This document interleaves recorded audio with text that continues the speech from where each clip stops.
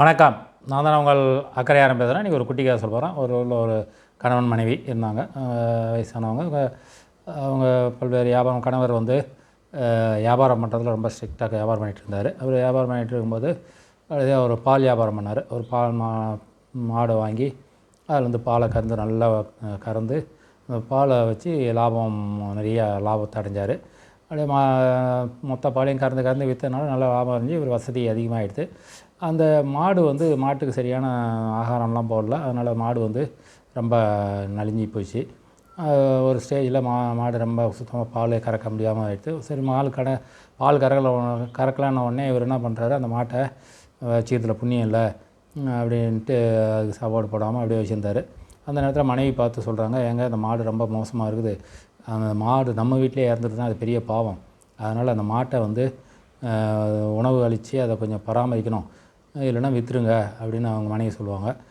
இவர் உடனே என்ன பண்ணுவார், பராமரித்தாலும் அது எதுவும் பெருசாக பாலெலாம் கொடுக்காது, அது மட்டும் சாப்பிட்டு சும்மா தான் இருக்கும், அதெல்லாம் விற்றுடலாம், காசும் கிடைக்குன்ட்டு உடனே என்ன பண்ணுவார், அந்த பசுமாட்டை விற்றுருவார்.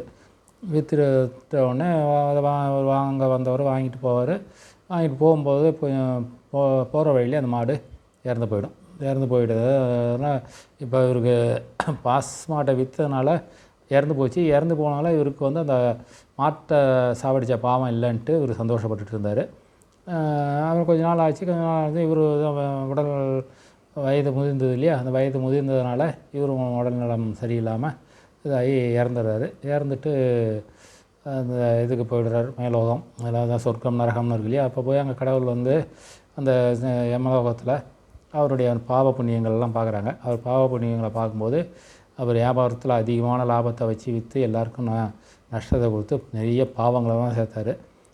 அவர் மொத்தம் 100%ல் 98% பாவங்கள் தான் சேர்த்தார். ஒரு 2% புண்ணியம் சேர்த்துருக்காரு. அது என்னென்னா, ஒன்று மனைவி சொல்ல கேட்டு அந்த மாடை விற்றது, இன்னொன்று அந்த மாடு வந்து இவர்கிட்ட சாவாமல் அவர் இன்னொருத்தர்கிட்ட போய் சேர்த்தது இல்லையா, இது 2 தான் அவருக்கு ஒரு புண்ணியமாக இருந்தது. சரின்ட்டு உடனே என்ன பண்ணுறாங்க, யமலோகத்தில் நீங்கள் வந்து 98% பாவம் செஞ்சுருங்க, 2% தான் புண்ணியம் செஞ்சுருங்க, அந்த 98% பாவத்துக்கு 98% நரகலோகத்துலேயும் 2% தேவலோகத்துலேயும் சொர்க்கத்துலேயும் இருக்கலாம் அப்படின்ட்டு அவருக்கு தீர்ப்பு கொடுக்குறாங்க. நீங்கள் முதல்ல சொர்க்கத்துக்கு போகிறீங்களா இல்லை நரகத்துக்கு போகிறீங்களான்னு கேட்பார். உடனே அவர் உஷாராக, முதல் சொர்க்கத்தை பார்த்துறோம், நம்ம நரகத்தில் எப்படி எவ்வளோ நாள் இது பண்ணுவோம் தெரியாது, சொர்க்கத்தை பார்த்துறோன்ட்டு உடனே நான் சொர்க்கத்துக்கு போகிறேன், ஆனால் எனக்கு ஒரே ஒரு கண்டிஷன், எனக்கு ஒரு குதிரை ஒன்று கொடுக்கணும் அப்படின்றாரு. உடனே அந்த இதுலேயும் இருக்கவங்க சரி ரைட்டு ஓகே குதிரை ஒன்று கொடுக்குறேன்ட்டாங்க. குதிரை கொடுத்தாங்க. இவர் சொர்க்கத்துக்கு போகிறாரு. சொர்க்கத்துக்கு போனதும் அந்த சொர்க்கத்தில் தேவர்கள் தானே இருக்காங்க, தேவர்கள் கடவுள்லாம் அங்கே இருக்காங்க இல்லையா. உடனே அந்த குதிரையை வச்சுக்கிட்டு வேகமாக சுற்றுவார். அவங்கள சுற்றி வருவார்.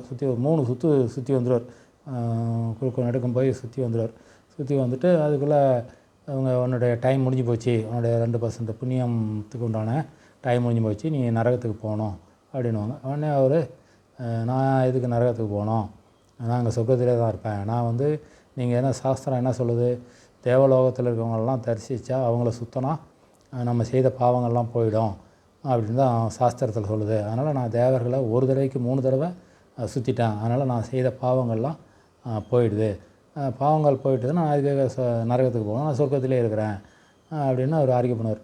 இப்போ அந்த கதை வந்து அவர் சொர்க்கத்தில் இருக்காரா நரகத்தில் இருக்காரான்றதில்லை, ஒரு மனிதன் அவனுடைய புத்தி கூர்மையை வச்சுக்கிட்டு அந்த ஒரு ஏமாத்திரம் நினைக்கிறோம், எதையாவது ஒரு தந்திரங்கள் பண்ணி இடர்பாடுலேருந்து தப்பிச்சிடலாம்ன்றது தான் அந்த கதையினுடைய சுருக்கம். நன்றி, வணக்கம்.